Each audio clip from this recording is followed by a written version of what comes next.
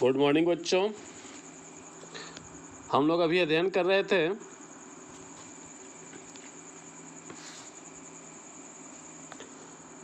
भारत का पुरातन विद्यापीठ नालंदा। पृष्ठ संख्या 21 में हम लोग पहुंच गए हैं।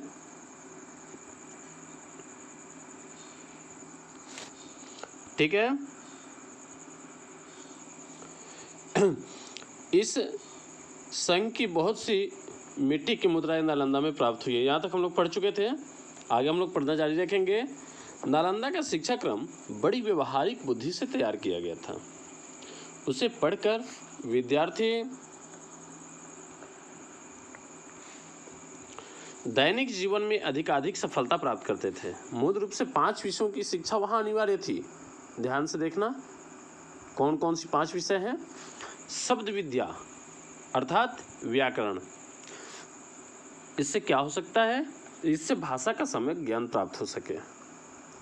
अगला है हेतु विद्या अर्थात तर्कशास्त्र, जिसे आज रीजनिंग कहा जाता है, जिससे विद्यार्थी अपनी बुद्धि की कसौटी पर प्रत्येक बात को परख सके। अगला है चिकित्सा विद्या, जिसे मेडिकल लाइन भी कहा जाता है, जिसे सीखकर छात्र स्वयं स्वस्थ रह सकें एवं दूसरों को भी निरोग बना सकें। तथा शिल्प विद्या, एक न एक शिल्प को सीखना वहाँ क्या था, अनिवार्य था। शिल्प का मतलब कलाकारी, जैसे लकड़ी का काम, लोहे का काम, सोने का काम इत्यादि, भवन निर्माण का कला, ठीक है, इत्यादि बहुत सारी इसमें कलाएं आ जाएंगी, जिसके द्वारा छात्रों में व्यवहारिक और आर्थिक जीवन की स्वतंत्रता आ सके। इन चारों के अतिरिक्त अपनी रुचि के अनुसार लोग धर्म और दर्शन का अध्ययन करते थे, जैसे कि हमारे विद्यालय में भी होता है।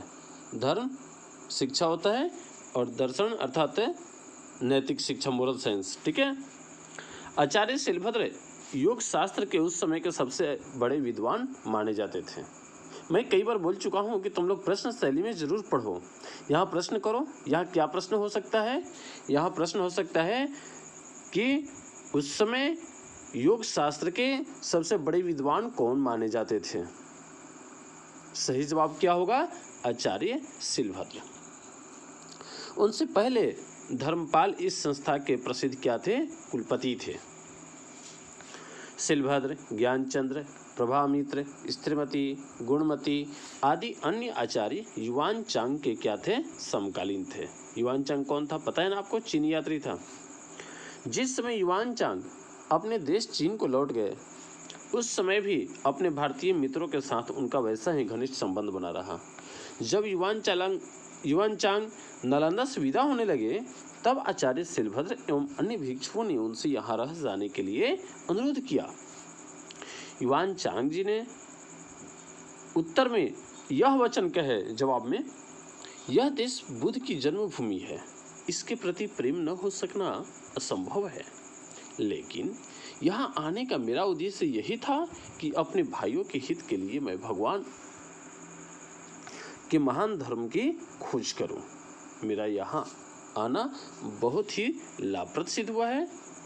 अब यहाँ से वापस जाकर मेरी इच्छा है कि जो मैंने पढ़ा सुना है उसे दूसरों के हितार्थ बताऊं और अनुवाद रूप में लाऊं, जिसके फलस्वरूप अन्य मनुष्य भी आपके प्रति उसी प्रकार कृतज्ञ हो सके जिस प्रकार मैं हुआ हूं। इस उत्तर से शिलभद्र को बड़ी प्रसन्नता हुई और उन्होंने कहा, यह उदात्त विचार तो बोधिसत्वों जैसे हैं। मेरा हृदय भी तुम्हारी सदस्यों का समर्थन करता है। नालंदा के विद्वानों ने विदेशों में जाकर ज्ञान का प्रसार किया। विदेशों में जाकर ज्ञान का प्रसार किसने किया, नालंदा के विद्वानों ने। पहले तो तिब्बत के प्रसिद्ध सम्राट त्सोंग-त्संगपो, जो 630 ईस्वी में, उन्होंने अपने देश में भारतीय लिपि और ज्ञान का प्रचार करने के लिए अपने यहाँ के विद्वान थोन्मिसंभोट को नालंदा भेजा, जिसने आचार्य देवविद सिंह के चरणों में बैठकर बौद्ध और ब्राह्मण साहित्य की शिक्षा प्राप्त की। इसके बाद 8वीं सदी में नालंदा के कुलपति आचार्य शांति रक्षित तिब्बती सम्राट के आमंत्रण पर उस देश में गए। नालंदा के तंत्र विद्या के प्रमुख आचार्य कमलशील भी तिब्बत गए थे। नालंदा के विद्वानों ने तिब्बती भाषा सीखकर बौद्ध धर्म और संस्कृत साहित्य का तिब्बती में क्या किया, अनुवाद किया। यहाँ पर एक वर्क है, कार्य है, यह है कि तुम लोग को पता करना होगा कि तिब्बत किधर है। ठीक है, यहाँ से उत्तर दक्षिण पूर्व पश्चिम, और यह तिब्बत किस देश के आसपास है, समझ में आ गया ना, किस महादेश में यह पड़ता है। इस प्रकार उन्होंने तिब्बत देश को एक साहित्य प्रदान किया और फिर समय समय अर्थात धीरे धीरे वहाँ के निवासियों को बौद्ध धर्म में क्या किया, दीक्षित किया। नालंदा के आचार्य शांति रक्षित ने ही सबसे पहले 749 ईस्वी में तिब्बत में बौद्ध विहार की स्थापना की। चलिए, तिब्बत में बौद्ध विहार की सबसे पहली स्थापना किसने की, इसका उत्तर क्या होगा, ढूंढो तुम लोग, मिल गया होगा। चलो आगे बढ़ते हैं।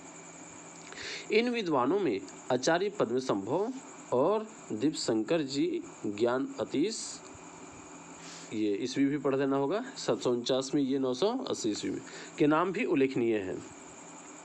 साहित्य और धर्म के अतिरिक्त नालंदा कला का भी एक प्रसिद्ध केंद्र था, जिसने अपना प्रभाव नेपाल, तिब्बत, हिंद एशिया एवं मध्य एशिया की कला पर डाला। नालंदा की कांस्य मूर्तियां अत्यंत सुंदर और प्रभावोत्पादक हैं। विद्वानों का अनुमान है कि कुर्कीहार से प्राप्त हुई बौद्ध मूर्तियां नालंदा शैली से प्रभावित हैं।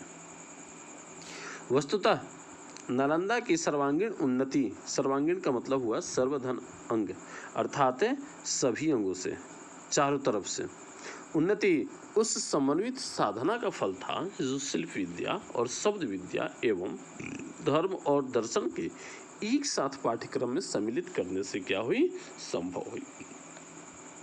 हमारी अभिलाषा होनी चाहिए, देखिए लेखक क्या कहना चाहता है, हमारी अभिलाषा होनी चाहिए कि भूतकाल के इस प्रबंध से शिक्षा लें और कला, शिल्प, साहित्य, धर्म, दर्शन और ज्ञान का एक बड़ा केंद्र नालंदा को हम पुनः स्थापित करें।